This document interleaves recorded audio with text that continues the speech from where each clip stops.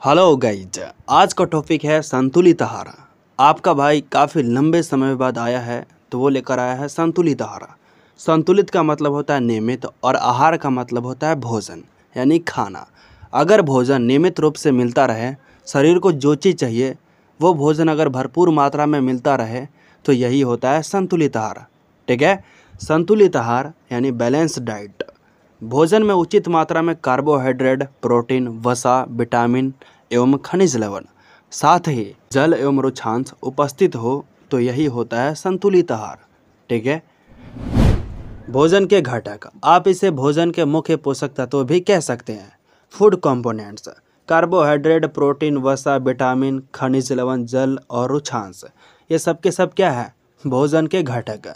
तो चलिए शुरू से शुरू करते हैं। कार्बोहाइड्रेट के स्रोत पहले जानते हैं। कार्बोहाइड्रेट के स्रोत गन्ना, चावल, अनाज, गेहूं, मक्का, जौ, आलू, शकरकंद, मटर, गाजर, चीनी, गुड़, शहद, ये सब में होता है कार्बोहाइड्रेट। ओके। प्रोटीन्स के स्रोत मांस, मछली, अंडा, दूध, पनीर, सभी दालें, सेम, मेवे, हरी पत्तेदार सब्जियां आदि, ये सब में होता है प्रोटीन, इसलिए इसको कहा जाता है प्रोटीन के स्रोत। वसा, फैट्स, मांस, मछली, अंडा, मक्खन, घी, सभी तेल, बादाम, अखरोट, काजू, सूरजमुखी के बीज, कद्दू के बीज, ये सब में होता है वसा, इसलिए इसको क्या कहा जाता है?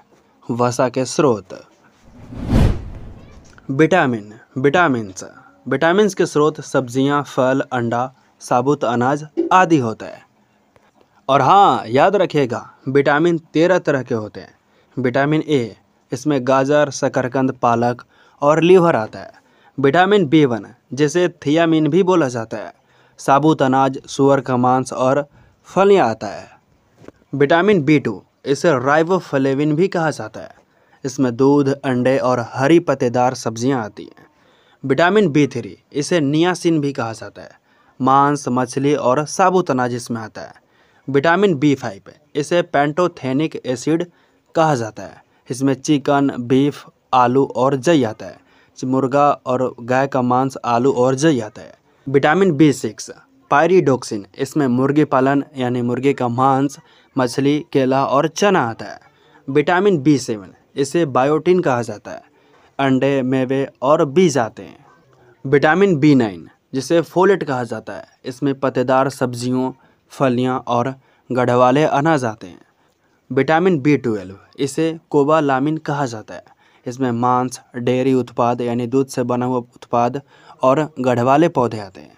विटामिन C, इसमें खट्टे फल, स्ट्रॉबेरी, बेल मिर्च और ब्रोकोली आता है।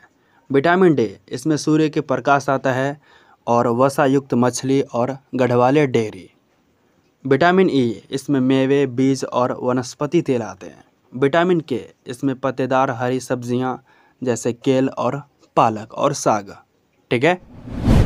खनिज लवण के स्रोत मिनरल साल्ट्स, खनिज लवण के स्रोत में आता है दूध, अनाज, पत्तेदार सब्जियां, फल आदि।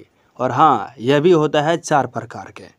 आयोडीन के स्रोत, फास्फोरस के स्रोत, लौह के स्रोत और कैल्शियम के स्रोत, ये जब एक साथ मिल जाते हैं तो ये बन जाता है खनिज लवण के स्रोत।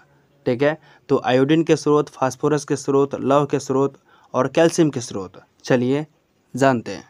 आयोडीन के स्रोत में आता है मछली, केकड़ा, आयोडाइज नमक, अदरक, समुद्री उत्पाद। फास्फोरस के स्रोत में आता है केला, दूध, मिर्च, फ्रेंच बीन, बादाम। लौह के स्रोत पालक, सेब, मड़ुआ, साबुत अनाज, यकृत। कैल्शियम के स्रोत में दूध, अंडा, मूली, सलगम, केला आदि आता है।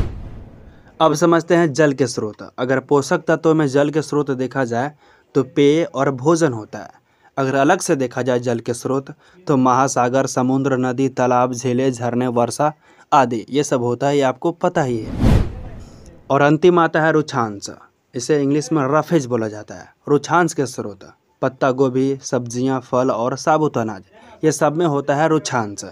ठीक है, तो आज के इस वीडियो में हमने सीखा संतुलित आहार, भोजन के पोषक तत्वों, कार्बोहाइड्रेट, प्रोटीन, वसा, विटामिन, खनिज लवण, जल और रुक्षांश।